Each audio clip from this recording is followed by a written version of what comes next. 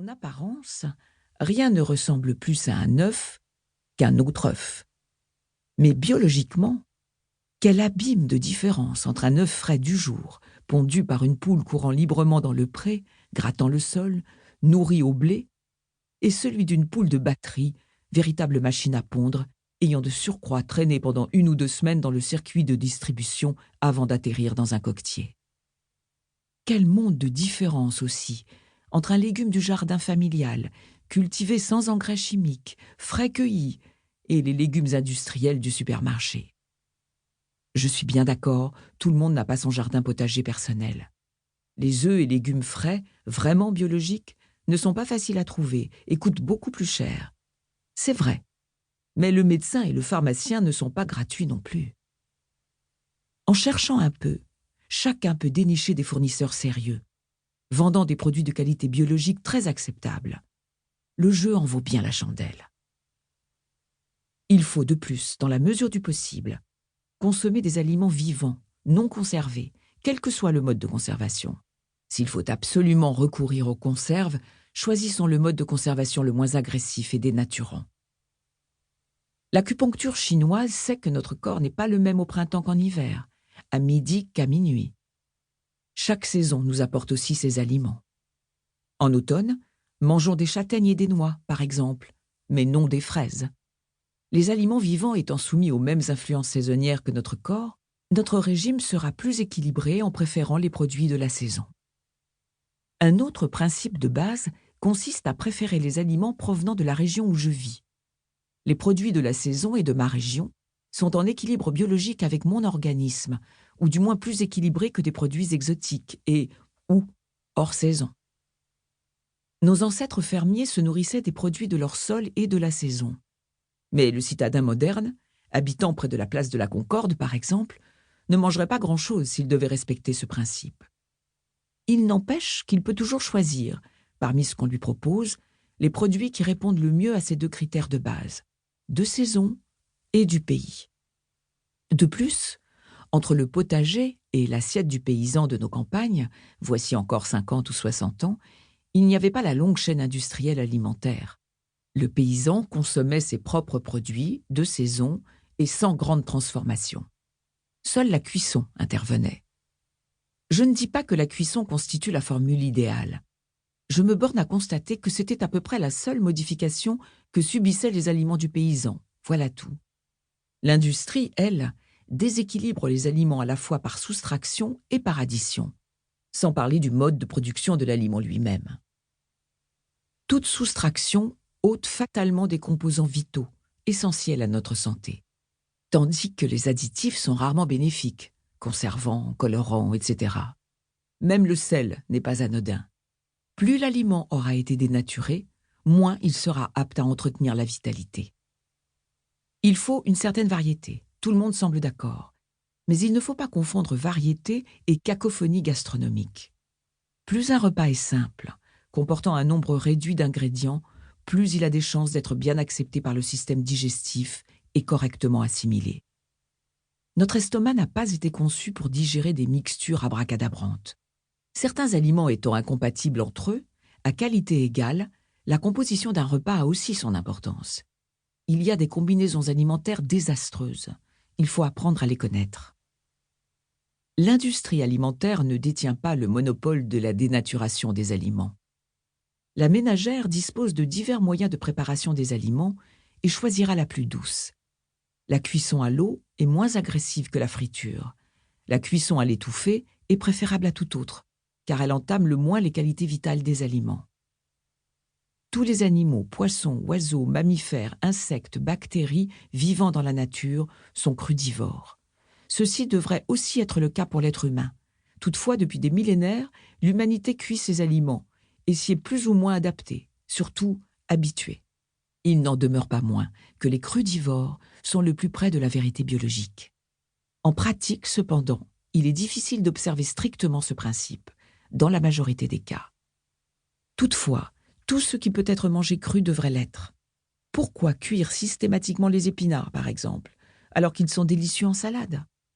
Idem pour les choux-fleurs et bien d'autres légumes. Quoi qu'il en soit, il faudrait toujours consommer les crudités au début du repas, y compris les fruits. La nourriture vivante est la plus appropriée pour entretenir la vie. Au chapitre des crudités, il faudrait ajouter une ration quotidienne de céréales complètes, crues et fraîchement moulues. Le dynamisme vital est au maximum pendant la germination. Les céréales germées constituent un aliment de choix dont il faudrait consommer chaque jour l'équivalent d'1 ou 2 cuillerées à potage. Toujours à la cuisine, on peut aussi dénaturer la nourriture par des additions indésirables. Il faut supprimer totalement le sucre industriel et aussi le sucre de canne, même non raffiné, ou n'en consommer que des quantités minimes et toujours diluées. C'est une simple question d'habitude. La quantité d'aliments ingérés joue un rôle non négligeable. La surconsommation alimentaire est de règle dans nos pays civilisés. Les meilleurs aliments pris en excès deviennent néfastes. Surconsommer n'est pas nécessairement synonyme de goinfrer, car c'est autant une question de richesse que de quantité. Les aliments dont il faut limiter la consommation, parce que très riches, sont par exemple les graisses, même de qualité supérieure, huile de première pression à froid, beurre naturel, etc., les fruits secs et oléagineux, noix, noisettes, amandes, les légumineuses et même les céréales. Il n'a pas été question de végétarisme, ceci pour demeurer sur un plan général, et parce qu'il ne suffit pas de supprimer la viande et autres protéines animales pour avoir ipso facto un régime idéal. On peut ne manger que des végétaux et pourtant se nourrir très mal. Quitte à choquer mes amis végétariens, je me demande même s'il n'est pas plus nocif de consommer chaque jour 100 grammes de sucre industriel, produit chimique pur, que 100 grammes de viande ou de poisson.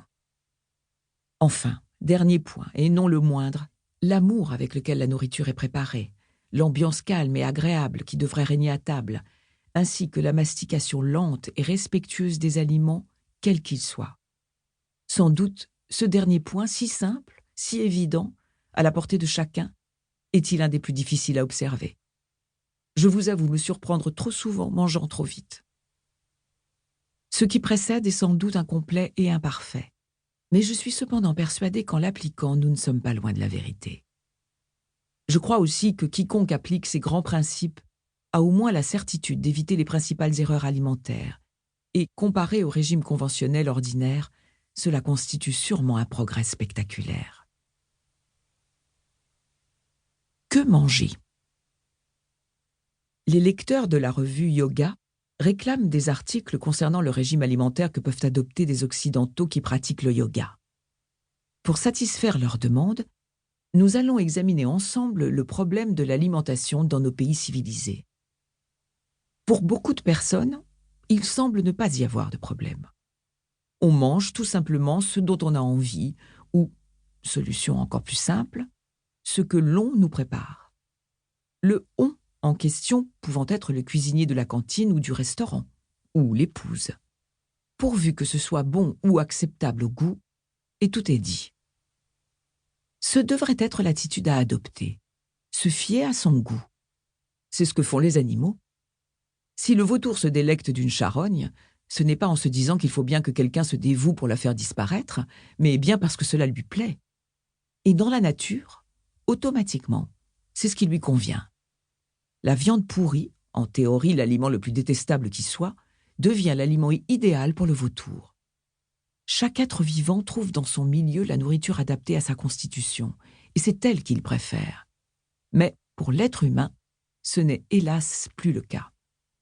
Son instinct est tellement déformé que le goût n'est plus un guide sûr, même plus un guide du tout. Alors, quel est le régime idéal ? Votre serviteur aurait été bien plus affirmatif et explicite voici 10 ou 15 ans qu'aujourd'hui. Loin de se simplifier, le problème s'est compliqué à mesure que les années passaient. J'en suis arrivé à la conclusion que le régime idéal, applicable en toutes circonstances, à tout le monde, semble utopique. Il existe certes des régimes alimentaires très logiques en théorie et même en pratique. Sont-ils universels pour autant ? L'observation des animaux, l'étude de ceux qui se rapprochent le plus de l'homme pourrait nous donner des indications. La première constatation, en observant la nature autour de nous, est que parmi les 700 000 espèces vivantes qu'abrite notre planète, toutes, sauf l'homme et les animaux vivant sous sa dépendance directe, mangent leurs aliments crus. En bonne logique, il faudrait donc bannir toute nourriture cuite. Pour continuer à écouter ce livre audio gratuitement, cliquez sur le lien dans la description et vous pourrez l'écouter en entier sans frais grâce à l'essai de 30 jours d'Audible.